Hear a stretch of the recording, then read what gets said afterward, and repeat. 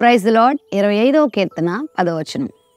ఆయన చేసిన నిబంధనను, ఆయన నియమించిన శాసనములను గైకొని వారి విషయంలో యెహోవా త్రోవలన్నీయు కృపా సత్యమయములై ఉన్నవి. దేవుని త్రోవలు అంటే ఆయన మార్గాలు, తన ప్రజలను ఆయన నడిపించేటువంటి విధానం కృపా సత్యమైనదే. ఆయన ఏమీ అన్యాయాన్ని, అక్రమాన్ని చేసే దేవుడు కాదు.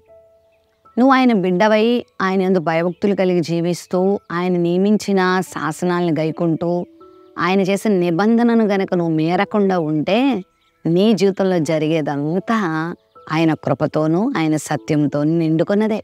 నీకేది నష్టాన్ని కలిగించేదైతే ఆయన చేయడు. ప్రస్తుతం ఒకవేళ నువ్వు నా జీవితంలో ఏంటి ఈ అగమ్యగోచరమైన పరిస్థితులు, నా జీవితంలో ఈ ఊహించని కష్టం ఏంటి, ఈ బాధ ఏంటి, ఈ కీడేంటి అని నువ్వు ఆలోచిస్తున్నావేమో. దానికి దేవుడిచ్చే సమాధానం ఏంటంటే, అది నీకు మేలుకరమైనదే, అది నీకు కీడుకరమైనది కాదు, నీకు హానికరమైనది కాదు, ఇది నీకు సమాధానకరమైనదే నేను నీకు చేశాను అని దేవుడు మనతో మాట్లాడుతున్నాడు. నువ్వు ఆయన బిడ్డవు కాబట్టి నీకెందుకు ఆయన అన్యాయం చేస్తాడు? నువ్వు ఆయన నమ్ముకున్నావు కాబట్టి నిన్నెందుకు ఆయన అవమానపరుస్తాడు? నిన్నెందుకు ఆయన సిగ్గుపరుస్తాడు? అయితే కష్టాలు, బాధలు, కన్నీటి లోయలు, అనారోగ్యాలు నీ మార్గంలో వస్తున్నాయి అనంటే అవి నిన్ను ఇంకా దేవుని రూపంలో మార్చడానికే. నశించిపోయేటువంటి సువర్ణం అగ్ని పరీక్షలకు లోనే మరలా అది ఇంకెంతగా శుద్ధి చేయబడి ఇంకెంతగా మెరుస్తుందో అలా నీ విశ్వాసాన్ని మెరుగు చేయడానికే, నీ రూపాన్ని ఇంకా చెక్కి క్రీస్తు పోలికలు నేను మార్చడానికే ఈ కష్టాలు తప్ప నిన్నేదో పడవేయడానికి కాదు, నిన్నేదో ముంచేయడానికి కాదు, నిన్ను పాడు చేయడానికి కాదు. యోబుకు వచ్చిన కష్టాలు మొదట్లో చాలా బాధాకరంగా కనబడ్డాయి. ఏంటి ఇన్ని కష్టాలా అనిపించేలాగా వచ్చాయి. కానీ అవి యోబును ఎంతగా రూపుదిద్దాయో కదా. యోబు గ్రంథం బయటకు రావడానికి కారణం ఆయనకు ఏర్పడిన కష్టాలే కదా. యోబు ఈరోజు ఇన్ని కోట్ల మందికి ఆశీర్వాదకరంగా ఉండడానికి కారణం ఆయన కష్టాలే కదా. యోబు రెండింతలుగా ఆశీర్వదించబడడానికి కారణం ఆయన పొందిన కష్టాలే కదా. మరి నీకు కూడా అంతే.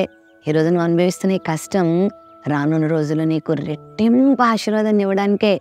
నీ జీవితం నీలా కష్టాల భరితమైపోయిన వారికి ఒక ఆదర్శవంతంగా, ఒక దీవెనకరంగా ఉండడానికే దేవుడు నిన్ను ఈ కష్టాలకు అనుమతించాడు తప్ప నువ్వంటే ఇష్టం లేక కాదు, నిన్ను పాడు చేయాలని అయితే అస్సలు కాదు. కాబట్టి ఆయన నిన్ను ఎంతో ప్రేమిస్తున్నారు. ఆయన మార్గాలన్నీ కృపతో నిండి ఉన్నవి, సత్యంతో నిండి ఉన్నవి. ఆయన ఎవరికి అన్యాయం చేయడు. ఆయన దుష్టుడు కాదు. ఆయన చాలా మంచివాడు, నీతిమంతుడు, యథార్థవంతుడు. ఆయన నీకు ఏది కూడా నీ కీడు కొరకైతే అనుమతించట్లేదు, నీ మేలు కొరకు అనుమతించాడు. నీ చదువులో, నీ ఉద్యోగ జీవితంలో, నీ కుటుంబ జీవితంలో, నీ వ్యాపారంలో, నీ ఆర్థిక విషయాల్లో, నీ ఆరోగ్య విషయాల్లో, ఏ విషయంలోనైనా నీకు నష్టంగా, బాధగా అనిపిస్తుందా? అయితే అది నీ మంచి కోసమే నువ్వు నమ్మగలిగితే త్వరలోనే నువ్వు దేవుని యొక్క అద్భుతాన్ని చూడబోతున్నావు.